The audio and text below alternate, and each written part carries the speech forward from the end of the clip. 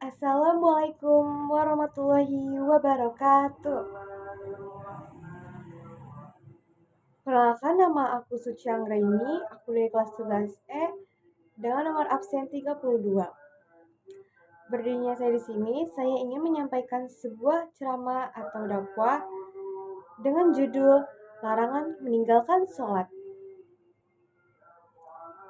Mari simak dengan baik. Assalamualaikum warahmatullahi wabarakatuh. Bismillahirrahmanirrahim. Alhamdulillahirrabbilalamin.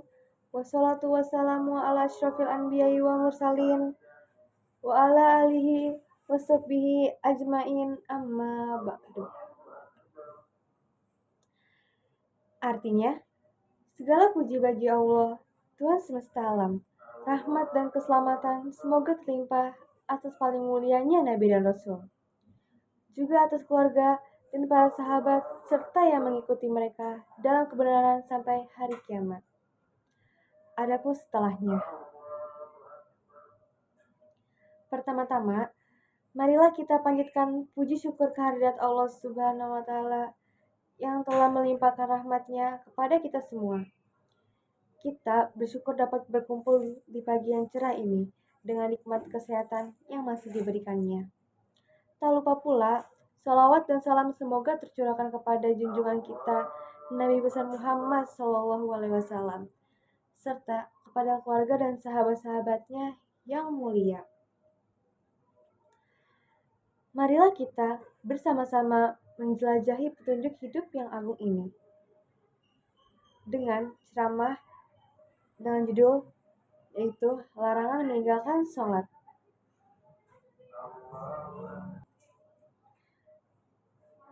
Saya ingin menyampaikan beberapa nasihat dari ulama untuk semuanya yang merasa pernah meninggalkan sholat atau yang sampai hari ini masih mengabaikan sholat.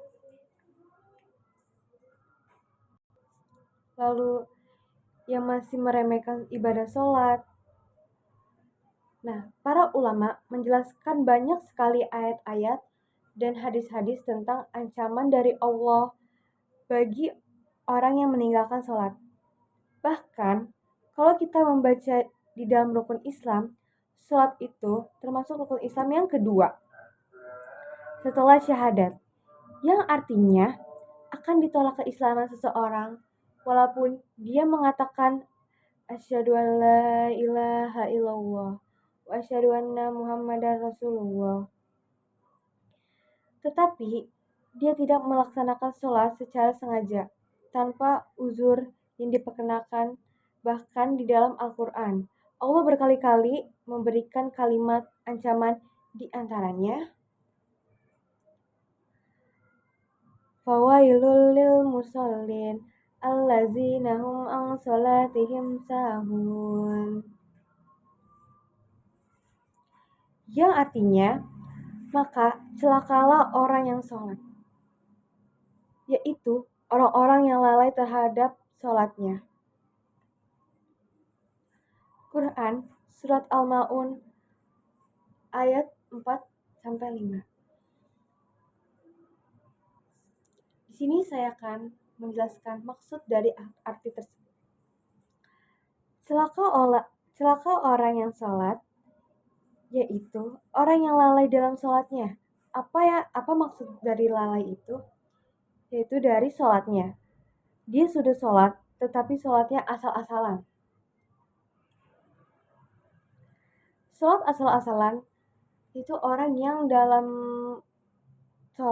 sholatnya itu tidak khusyuk. Orang yang sholatnya kadang dia lakukan, kadang dia tinggalkan. Orang yang sholatnya buru-buru, tidak memenuhi rukun. Terus orang yang sholat tidak benar wudunya atau cara bersucinya. Bagaimana dengan orang yang tidak pernah sholat? Makanya Allah Subhanahu wa Ta'ala menggolongkan di antara ciri-ciri yang paling jelas terhadap kemunafikannya. Seseorang itu seorang yang dia malas dalam ibadah sholat, bahkan tidak sholat karena malas dalam beribadah sholat. Maksudnya,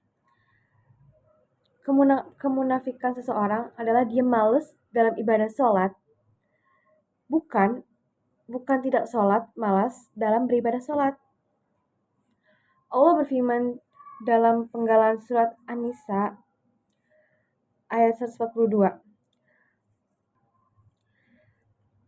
Wa iza qamu ila sholati qamu kusala. Yang artinya, apabila mereka berdiri untuk sholat, mereka lakukan dengan malas. Quran, surat An-Nisa, ayat 142.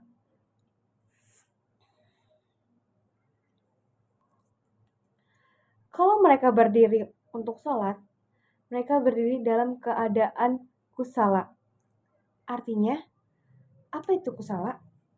Yaitu bermalas-malasan. Jadi kalau misalnya mereka berdiri dengan sholat, terus mereka juga berdiri dengan kusala, yaitu bermalas-malasan. Mungkin kita sholat, tetapi apakah sholat kita itu termasuk malas-malasan? Bagaimana dengan tarawih? Apakah termasuk bermalas-malasan? Kita mencari tarawih yang pulang cepat, yang hanya dalam hitungan 15 menit selesai 20 rakaat atau 11 rakaat. Jangan-jangan kita termasuk orang yang lalai dalam sholat. Jangan-jangan kita termasuk orang yang kusalah. Artinya, orang bermalas-malasan. Walaupun kita lakukan ibadah ini, seandainya kita termasuk orang-orang yang lalai atau orang-orang yang bermalas-malasan dalam sholat, na'udzubillah, berarti masih ada kemunafikan di dalam hati kita. Tertolak iman dan Islam di sisi Allah Subhanahu wa Ta'ala. Teman-teman yang dirahmati Allah Subhanahu wa Ta'ala, salat adalah satu-satunya ikatan antara kita dengan langit. Salat adalah satu-satunya ikatan antara hamba dengan Allah. Sehingga ketika kita meninggalkan salat satu kali saja, berarti kita telah memutuskan ikatan kita dengan Allah. Lalu, bagaimana kita akan mendapatkan pertolongan Allah ketika kita butuh, sementara kita nggak punya ikatan apa-apa lagi dengan Allah?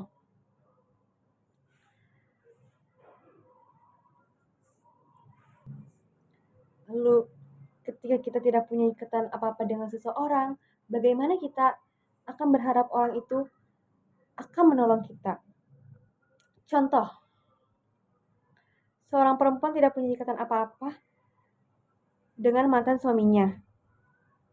Bagaimana dia akan meminta nafkah kepada mantan suami itu? Begitu juga kita dengan Allah. Kalau ikatan kita dengan Allah sudah kita putuskan, bagaimana kita meminta rezeki dari Allah? Bagaimana juga kita meminta perlindungan dari Allah? Bagaimana kita meminta memperhatikan dan mengurus kita, padahal kita sendiri yang memutuskan ikatan dengan Allah?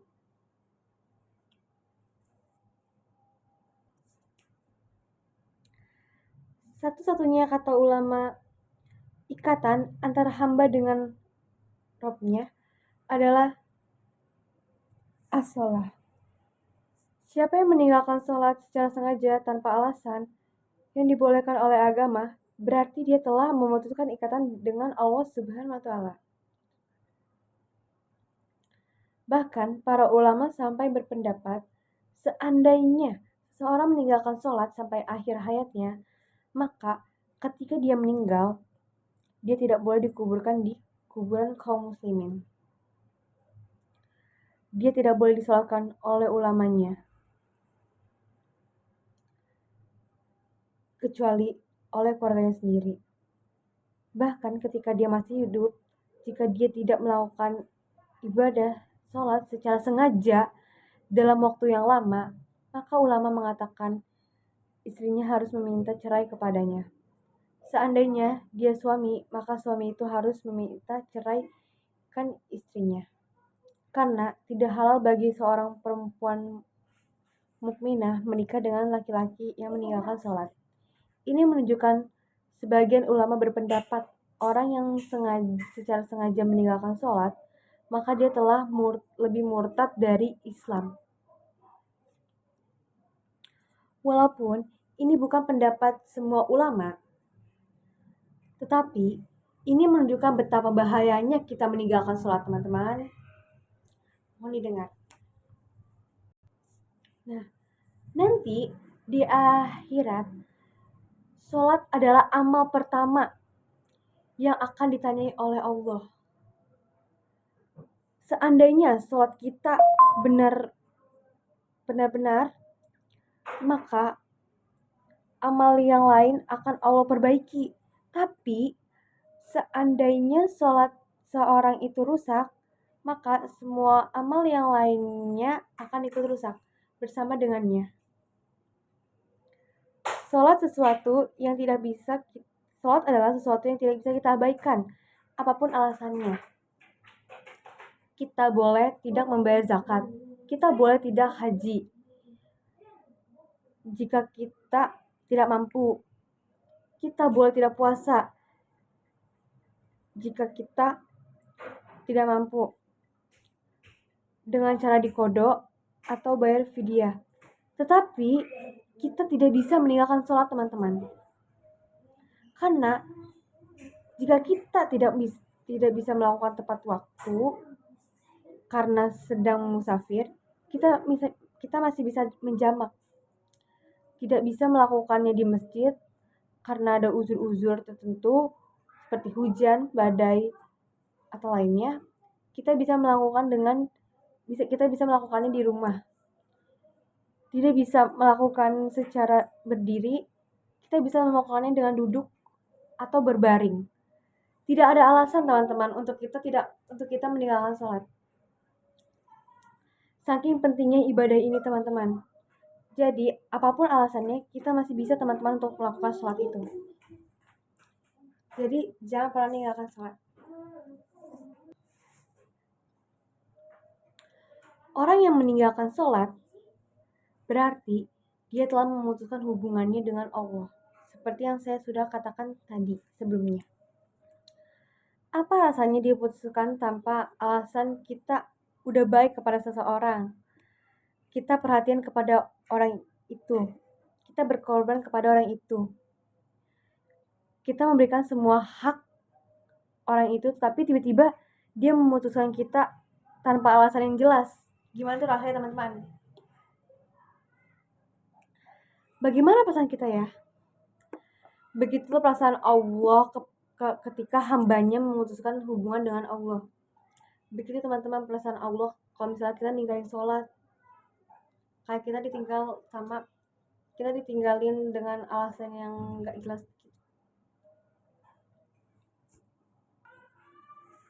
Jadi, seperti itulah perasaan Allah ketika hambanya atau kita memutuskan hubungan dengan Allah, itu dengan cara meninggalkan sholat. Padahal Allah selalu memberikan kebaikan dalam kehidupan kita, teman-teman. Jangan putuskan Allah dengan meninggalkan sholat. Mudah-mudahan ketika kita menjaga sholat, Allah akan menjaga kita. Jadi, teman-teman, meninggalkan sholat itu adalah dosa yang besar, yang sangat merugikan. Karena sholat adalah tiang agama yang menjaga umat dari perbuatan keji dan mungkar. Akibatnya bisa berupa siksaan di dunia, alam kubur, maupun di akhirat. Termasuk hilangnya keberkahan, kesulitan saat sakaratul maut, siksa di kubur, dan masuk neraka. Oleh karena itu, penting untuk kita segera bertaubat dan menjaga sholat karena kesempatannya terbatas. Mumpung belum akhir zaman, marilah, teman-teman, untuk kita sholat terus ya. Karena masih ada waktu untuk kita bertaubat. Itu saja yang dapat saya sampaikan pada ceramah kali ini. Semoga teman-teman semua bisa memanfaatkannya dengan baik, menerimanya dengan baik. Assalamualaikum warahmatullahi wabarakatuh. Sampai jumpa.